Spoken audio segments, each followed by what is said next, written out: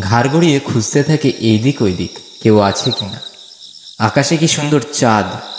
বিদেশ থেকে চাঁদকে যেন আরও কাছে এবং উজ্জ্বল মনে হয়। সেই আলোতে বাড়িটাও রহস্যময় হয়ে উঠেছে। হঠাৎ ময়ূকের চোখ যায় ওদের রুমের বেলকনির দিকে। ময়ূক বলে ওঠে, এই ইন্দ্র, ইন্দ্র আমাদের ব্যালকনিতে দেখ। কে কে ওটা ওখানে? সেই মুহূর্তে ময়ূক এবং ইন্দ্র দেখে ওদের বেলকনিতে সেই হেলানো চেয়ারে কেউ একজন যেন বসে আছে। চারিদিক অন্ধকার। পাশের বাগান থেকে ঝিঝি পোকার আওয়াজ কানের পর্দায় এসে ধাক্কা দিচ্ছে। ওরা বোধ শূন্য হয়ে পড়ে। কি করবে ভেবে উঠতে পারছিল না।